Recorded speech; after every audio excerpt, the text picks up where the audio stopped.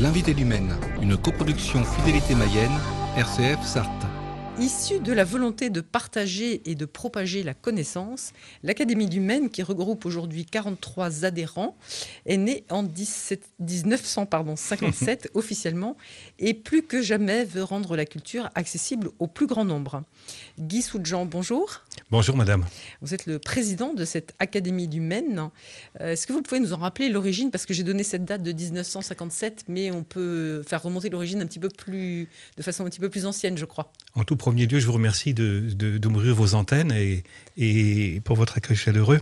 Merci à vous. Et je voudrais aussi, puisqu'on est au mois de janvier, former des vœux pour votre radio et pour tous vos auditeurs.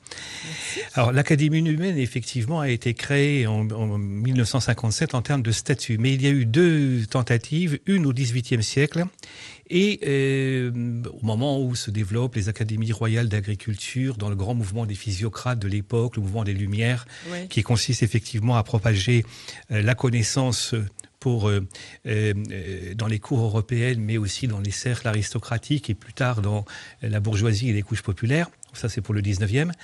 Et il y a eu une tentative d'un cercle littéraire qui a duré 18 ans au 19e siècle. Alors, évidemment, la question s'est trouvée posée à nous de savoir si nous étions d'anciennes fondations ou non. Ah. Alors, effectivement, on peut imaginer, on peut se raccrocher effectivement à la première tentative du 18e. Et c'est ce que nous ferons bientôt, puisque l'objectif de la nouvelle équipe que j'anime depuis le 27 janvier de l'année dernière, c'est de faire labelliser cette académie par l'Institut de France, puisqu'il y a actuellement 30 académies en France, une trentaine d'académies, une par grande région, si vous voulez, grosso modo. Et nombre de ces académies sont labellisées par l'Institut de France, c'est-à-dire par l'Académie française. Donc l'un des objectifs, quand on se sera consolidé encore un peu plus, c'est de la faire labelliser. Qu'est-ce que ça vous donnera d'être labellisé ? C'est déjà intéressant dans la mesure où ça nous donnera des liens directs avec l'Institut de France et l'Académie française et ça donnera un crédit supplémentaire à l'Académie du Maine. Un crédit, vous voulez dire financier ou un... Oui, ça forcément, si aussi vous voulez. Un crédit de notoriété, oui, exactement, mais un crédit financier aussi. Voilà, puisque l'objectif que l'on s'est fixé l'année dernière, c'est effectivement à la fois de préserver l'identité de l'ancienne province historique du Maine, ça a disparu. Quand on arrive à la gare Montparnasse, quand j'étais enfant, on arrivait à la gare du Maine-Montparnasse. Marqué aujourd'hui, on arrive à PMP. On ne parle même plus de Montparnasse. Vous voyez, à chaque fois, on a l'impression que la langue se perd une notion. L'université du Mans s'appelait, il y a encore quelques années, l'université du Maine. La notion historique de province du Maine a un sens. La preuve, c'est que les travaux de Benoît Hubert, d'Anne Grangier et de Martine Taroni, travaux historiques, ont démontré à quel point cette province du Maine a été innovante, notamment dans la pratique égalitaire qui était la sienne pendant nombre d'années. Elle a été innovante aussi sous l'Ancien Régime à travers le lin. La culture du lin dans les campagnes et la culture du chanvre dans la Mayenne, dans la Sarthe, de telle sorte qu'il n'y avait pas... Il y avait une pauvreté généralisée, on va dire une non-pauvreté généralisée, grâce effectivement à ces cultures innovantes. Et puis, on en parlait avec Hervé Girolami il y a un instant, la région ici se caractérise à partir du siècle des physiocrates, notamment à travers les travaux du marquis de Turbilly, par le chaulage des terres, donc par des avancées considérables, vous voyez. Aujourd'hui, on voit bien que les Français manifestent ce besoin, non pas forcément un besoin réactionnaire ou conservateur de retour aux sources, mais ce besoin de savoir d'où ils viennent pour mieux savoir où ils vont aller, si vous voulez. Vous voyez, c'est quelque part, c'est comme le dieu Janus qui regarde dans les fastes d'Ovide vers le passé, le présent, l'avenir. Donc en fait, valoriser cette province historique du Maine, où il y a tant de talents. Je rappelle d'ailleurs que le Grand Prix de l'Académie du Maine a été décerné à Jamel Zedam, sculpteur, ancien facteur de la Poste.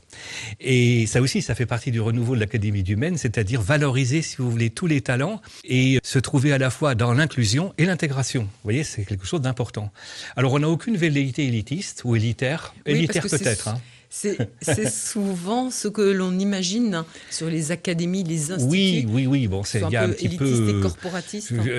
J'ai une carrière de chef d'établissement. J'ai été également dans mes vertes jeunes années dans des zones compliquées à gérer, avec tous les l'arc-en-ciel, comme l'aurait dit Cédar Senghor, de tous les enfants du monde. Et puis, j'ai eu ensuite à diriger des lycées à classe préparatoire, dont le lycée Montesquieu au Mans. J'ai aimé ce lycée très profondément.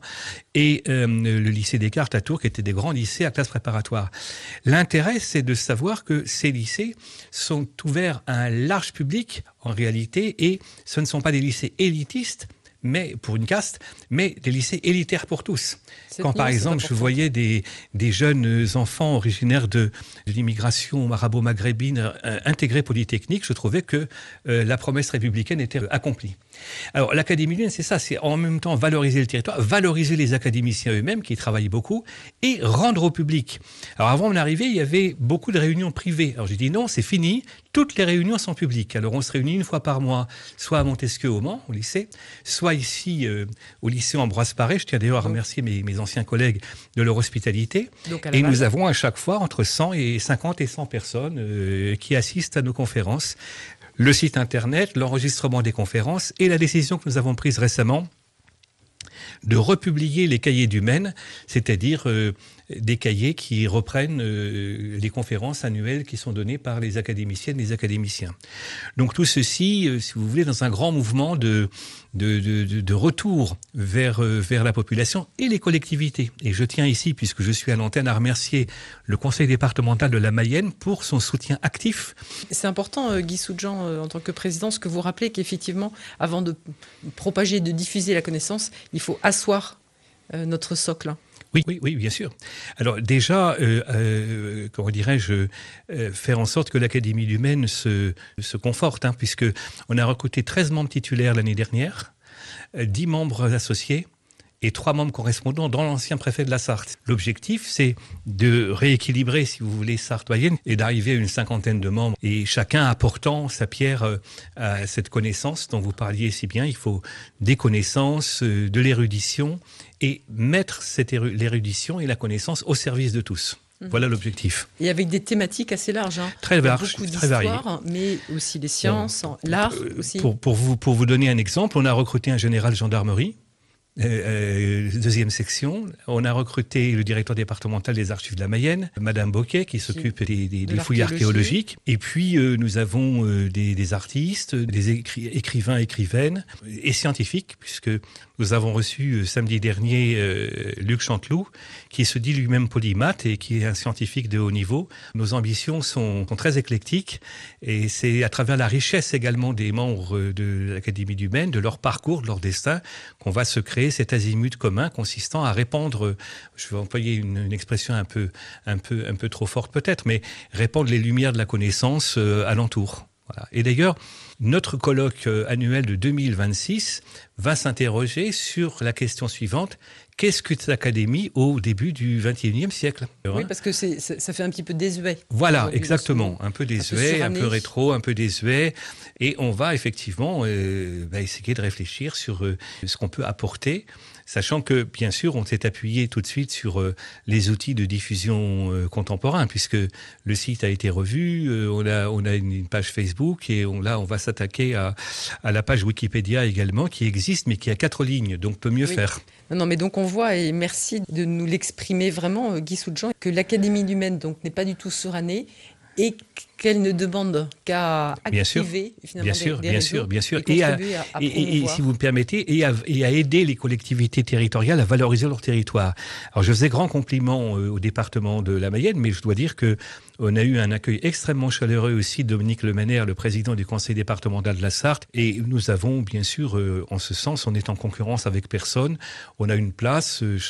Si nous avons créé le statut de membre associé en révisant nos statuts, c'est aussi pour que les associations de 3, 4, 5 personnes villageoises qui le souhaitent puissent siéger en tant que personne morale au sein de l'Académie du Maine. Parce que souvent, ce sont des associations pleines de gens érudits et qui ont besoin d'un appui, d'une aide. Et nous, on a besoin de leur créativité, de leur richesse. Bon, et Guy Soudjan, j'avais prévu comme dernière question de vous demander quels étaient vos souhaits pour l'Académie du Maine. Quelque part, vous avez évoqué tous ces projets. Le souhait souhait, c'est que nous ayons de plus en plus de visiteurs. J'étais très surpris l'année dernière. La première conférence publique qu'on organise, on était une centaine. C'était une grande réussite, si vous voulez. Vous voyez, un samedi après-midi. Oui. Donc il faut continuer. Et puis le souhait, c'est aussi que les cahiers du Maine permettent de montrer la qualité des travaux des membres de l'Académie du Maine. Mais aussi le souhait, c'est que nous soyons labellisés, référencés. Et je pense que ça sera quand même un acte fort pour les deux départements. Vous voyez.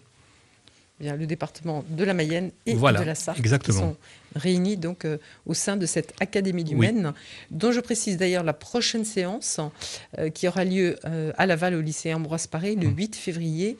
Elle sera animée par le colonel Bernard Sonnec, que l'on connaît bien sur notre antenne, et qui nous parlera du tragique destin du lieutenant-colonel Flatters. Et ça, c'est très intéressant aussi parce qu'il y a une rue à Laval.